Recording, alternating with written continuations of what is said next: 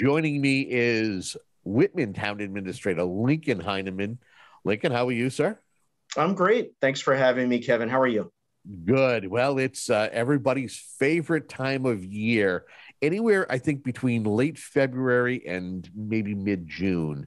And the folks who actually practice open town meeting, purest form of democracy, Town of Whitman going to be having their annual town meeting coming up on June 2nd. What has it been like getting prepared for your first budget serving in the role as town administrator in that community? Sure. Well, I think uncertainty is probably the word of the day for everyone, both in town government and throughout everyone's lives. But, I think now finally with the governor's orders, and returning to normalcy now coming up on May 29th, and then, obviously going into the summer in June, I think we're all excited to be getting back to normal.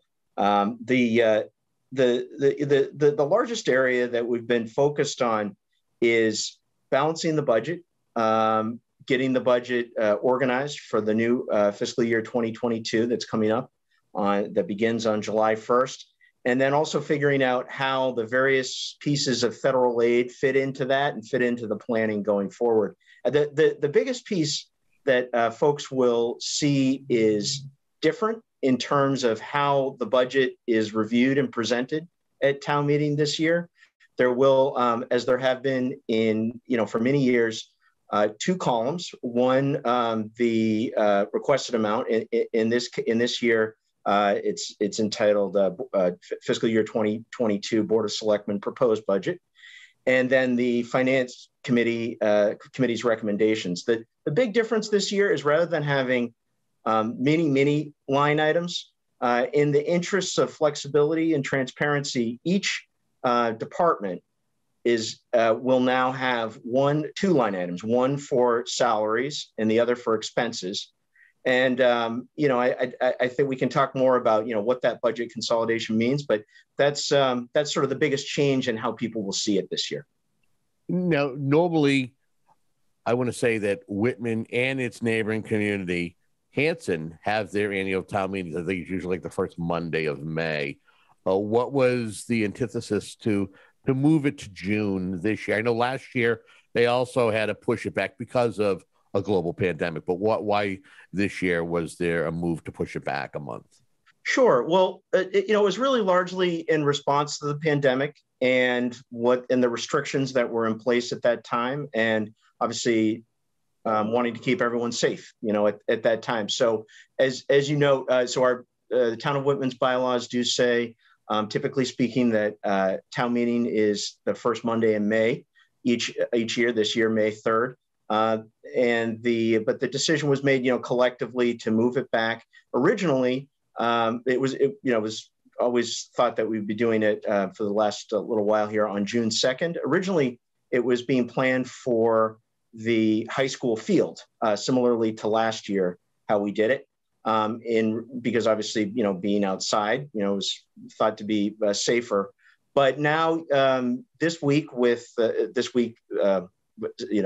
beginning May 17th, the decision was made to move it back indoors because of the changes that have been identified by the governor of, the restrictions ending on May 29th. So town meeting will be on June 2nd, 7:30 p.m. indoors in its traditional place, which we're very happy about, in the town hall auditorium. And this all happened relatively fast. What was it like as a town official where you have to make some of these decisions pretty fast? Yeah, it's flexibility. I used that word earlier, but the biggest point is flexibility and responding to events and making sure that everyone's staying as safe as they can during the pandemic, but also getting back into business and moving forward. But part of this too is town hall is going to be reopening on June 1st. So that's really exciting too. I know it's exciting for the town. It's exciting for the employees, all of us, to get back to normalcy. And will there be a degree of normalcy, or will some of the things that were introduced to us during COVID, will some of those still be in place somewhere, whether it's meetings whether it's how business is done?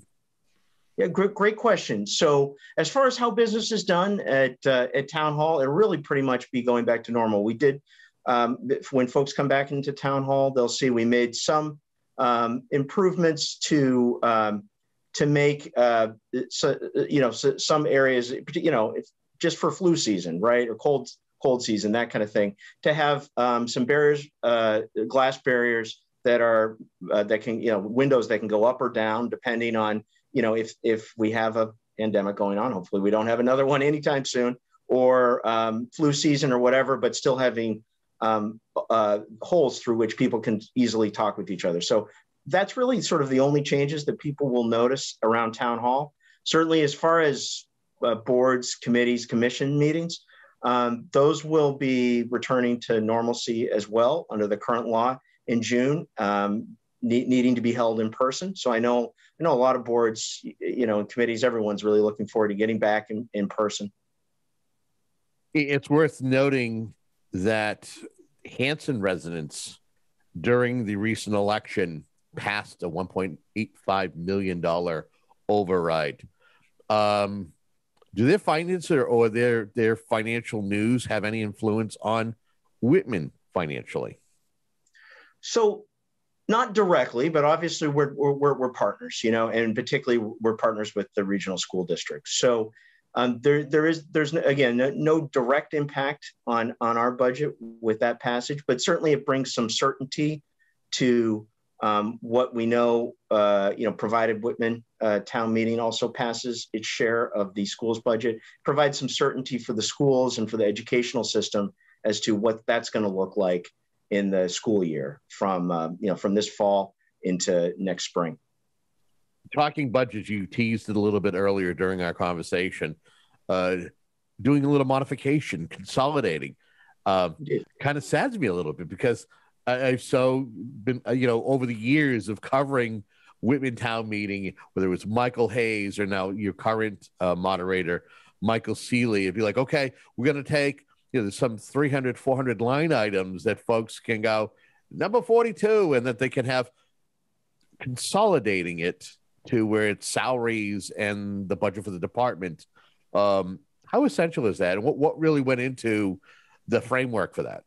Sure. Well, and I want to be clear. So all of that budget detail, and actually a little bit more information, all of the really granular line by line information will absolutely be available at town meeting. It's available on the town's website beforehand. So, there's certainly no loss of information. So I want to be, really clear on that. Okay. The consolidation up into reduced number of lines. We still have quite a few lines, because there's various town departments, but that consolidation up into there, a lot of it, I think at the end of the day really does sort of speak to some flexibility, but also some transparency, right? It's easier to see here's the full amount that's going to this department, and here's the full bottom line amount that town meeting attendees, that residents are being asked to pass in order to fund their local government. So that was really sort of the primary thinking behind it. Certainly, I actually just spoke with the moderator, Moderator Seeley, the other day, and he's certainly intending to execute the warrant and to have town meeting's consideration of that budget really in the same way. That is to say, calling off the lines and asking for holds, and certainly there'll be the same, the very same opportunity for input that there's always been on individual budget amounts. Good, excellent. Thank you for the clarification on that. What were the challenges that you faced putting this budget together, whether it's working with department heads or certain committees to finalizing the spending plan for 2022? Sure. Well, I'd say the biggest challenge is a limit on the revenue coming in. Right. We know about Proposition 2.5, and there's obviously, just reality limits also on local receipts, on fees coming in, on state aid coming in, et cetera. So I think it's a story of limited revenue and very limited revenue increases, but in particular, fixed costs going up at a higher rate. So in particular, when we're thinking about that, we're thinking about pension obligation going to the county pension system and those obligations are going up at a rate far exceeding how much revenues are going up. So those two factors together, and the other sort of main factor, it's a fixed cost that goes up, you know, and it is what it is health insurance. So really sort of those two primary factors going together lead to some friction, right? If your revenue doesn't grow at the same rate that the fixed expenditures do, you have a problem. So one of the main things that that myself, the finance committee, and the town accountant, all of us, the board of selectmen, worked on together was to find budget reductions where we could, find things that we could do a little more efficiently, be creative about some other funding, outstanding funding sources that we had in town that we hadn't used in the past, and putting those pieces together to still be able to provide the same level of services that we do in this current fiscal year 2021, but doing it at a slightly reduced cost, finding these other sources of revenues to get to a balanced budget. You may recall, and a lot of folks may recall who pay close attention to town business.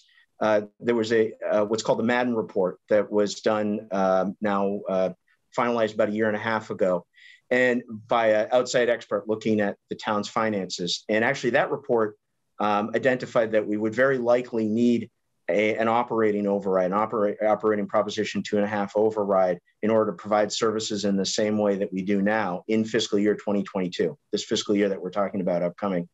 But I'm really happy, to report to the town meeting, and that we were able to work together to avoid that operating override for this year. So it's that part is really good news, I think. And, talking about funding and revenue and receipts, the state, I feel, plays a role at times when it comes to local aid or funding. What are we realizing? What is the town of Whitman realizing from the state, if anything? Sure. So the state aid, the direct state aid, unrestricted aid to Whitman is a little more than $3 million. $3 million, $3,009,623. So that's an important chunk of our $42 million budget, but obviously by no means the largest piece of it. But certainly an important part of it. Yeah, just tuning in, we are speaking with Lincoln Heineman. He is the town administrator for town of Whitman, and we're talking about their upcoming town meeting, the annual town meeting. Of course, you get the special that is built into that. We touched upon state monies. Let's talk a little bit. During COVID, we've seen a lot of funds that have come in. We saw the CARES Act that was distributed by the county. We also know that we have something called ARPA, which is the American Rescue Plan Act that was passed by President Biden. Talk to me about any monies that you could be realizing over the next year. And is that something that's part of the budget process or outside of it? Well, in this case, really sort of outside of it. And I want to touch briefly on something you mentioned, so folks are aware of it. Similarly, regarding special town meeting, we're actually not technically having a special town meeting last year. Last year was the first year, and we're continuing that process of actually embedding the special town meeting within the annual town meeting warrant. So that's a little interesting for government nerds, so to speak. That's sort of a little an interesting little nuance, just so folks know. Again, I believe last year was the first we did the year. The town of Whitman did it, but continuing that process this year. As far as the American Recovery Plan and the previous CARES Act monies from the federal government, when I can touch on the CARES Act monies at first. So we have been working, with our county partner, Plymouth County, on using those monies. Those monies need to be used and are required to be used by the federal government on direct COVID response. So unfortunately, in that respect, they can't be used to directly supplement the everyday work that we do, all the time, for the town. But instead really need to be focused on, for example, extra cleaning, overtime when we were doing testing and vaccinations, direct COVID relief. So there are still some funds that have been reserved for the town of Whitman at the county. Those funds need to be spent, again, on direct COVID response activities until the end of this calendar year, December 31st, 2021. So we'll be continuing to work with the county to certainly spend those monies continuing to respond to the pandemic. As far as the American Recovery Plan monies, it just passed earlier a couple months ago this year. We're still really waiting for guidance from the federal government. We've received just last week, actually, the federal government released some guidance on those monies. To be clear, the town has not received those monies yet. The state actually needs to, for communities like Whitman that have a population under 50,000, the state actually will be applying for those monies to the federal government on our behalf. That's how the legislation was written. So that's the process we need to follow. So in addition, we're still waiting on some guidance on exactly when those funds are received from the federal government through the state, which we're not sure when exactly that will be. We do know that there will be some restrictions on how it can be used. It does appear that by my calculations, we may be able to use approximately $1 million at some point in revenue replacement. That's still an open question. We still need more federal guidance about exactly what that means and how we can use it. And there's also an indication that perhaps we may be able to use some of it for water, sewer, or broadband direct infrastructure. So certainly that's a hope of mine that when that final federal guidance is released, that perhaps we might be able to use some of it towards a desperately needed new DPW building. But that's my hope. We certainly need that building. Our current building is really in rough shape. So that's my hope, but we really have to wait for more federal guidance to find out if we can do that.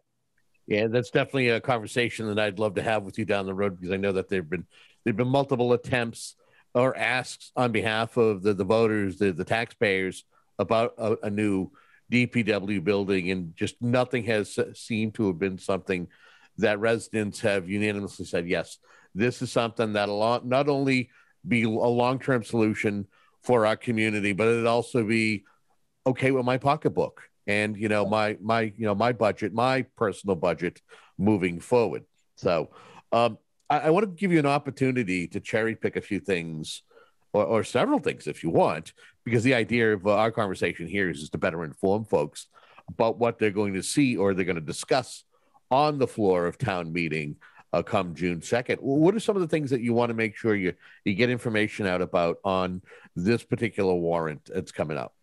Sure.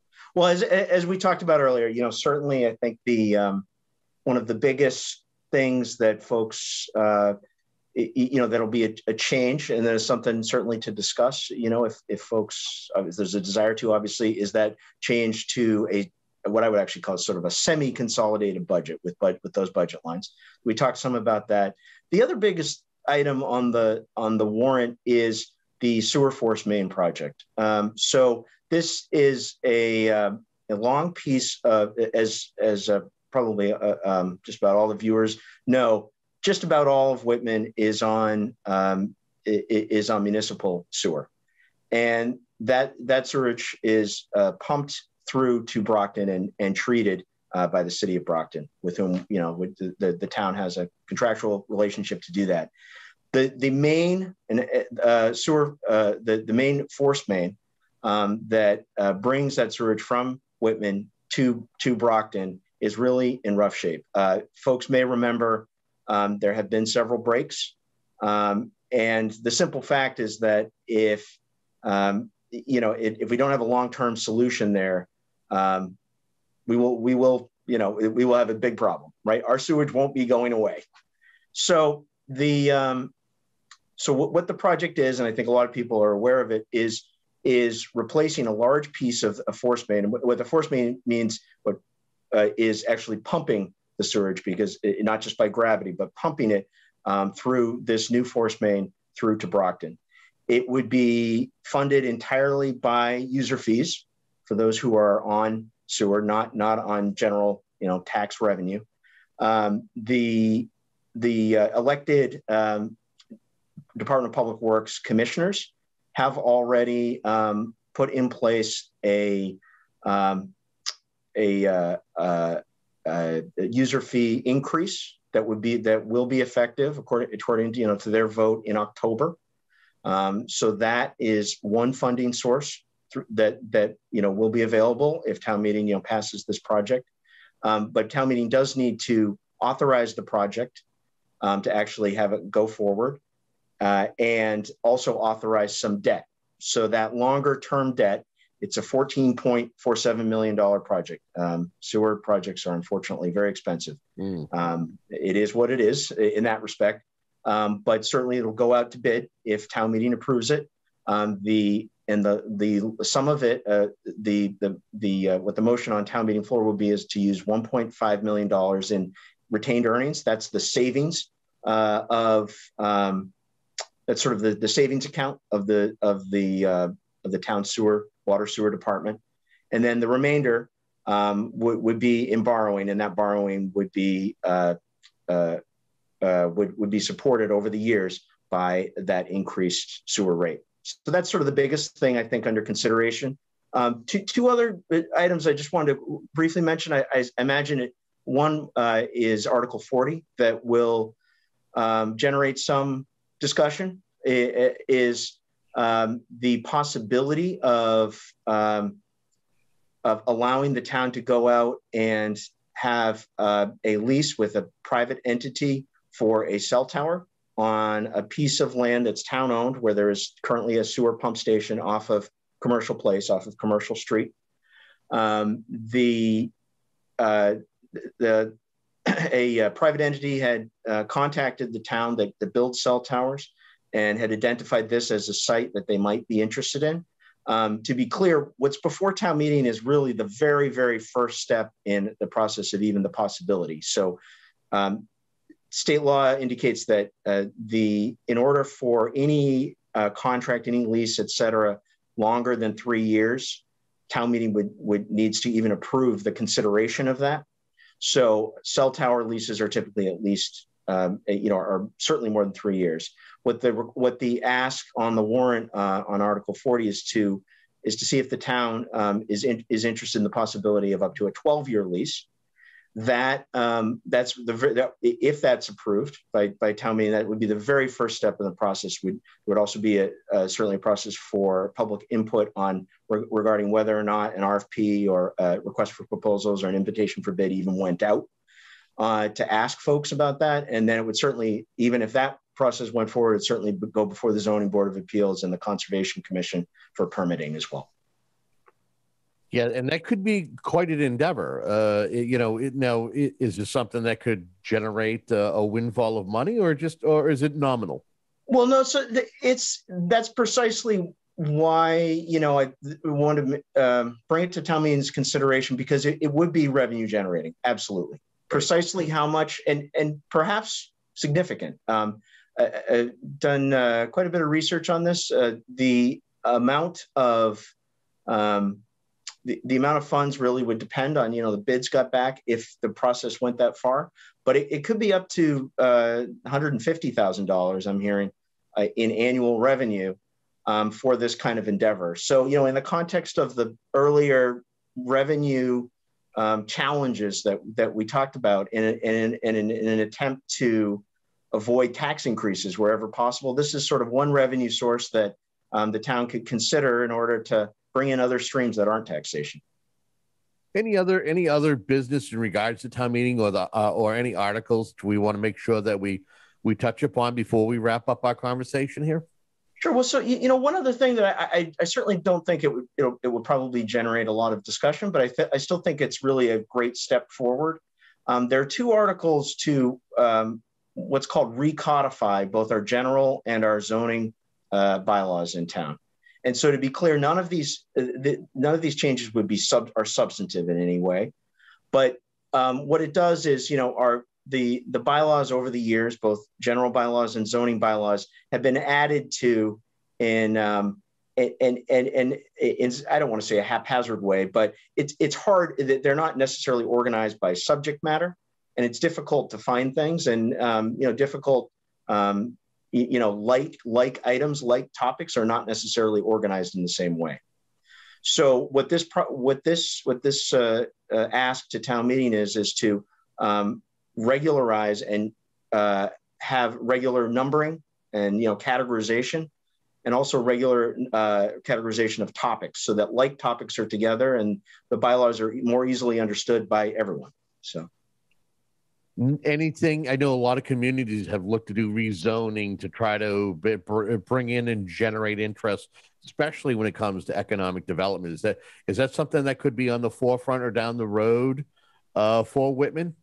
I think it certainly is. There's nothing to that effect on the warrant this time, but it's certainly, I think, certainly heard from a lot of stakeholders that there's some interest in perhaps exploring certain options to encourage economic development. We have a really strong commercial sector in town, and it's thriving, which is fantastic. And I think that's a really important discussion to have over the coming year and years about what the town can do to encourage that. Anything that we haven't touched upon that maybe I haven't brought up as a subject matter, but maybe you want to discuss, or even maybe reemphasize anything that we touched upon? Sure. Well, I think the biggest subject, that in addition to the sewer force main and perhaps the cell tower that may generate discussion is the budget. And I think the biggest thing that I want to emphasize is that all the information, and actually some more information in terms of transparency that has always been provided to the voters, actually be some more information that will be provided. So I think, was certainly looking and looking forward to a robust debate if folks want to have it on that. But I think in the end, it actually will make it clearer what the town's being asked to approve in terms of budget. Sure. Thank you so much for your time. It's really appreciated. Thank you. No, thanks very much for making the time, Kevin. And it's always a pleasure to talk with you.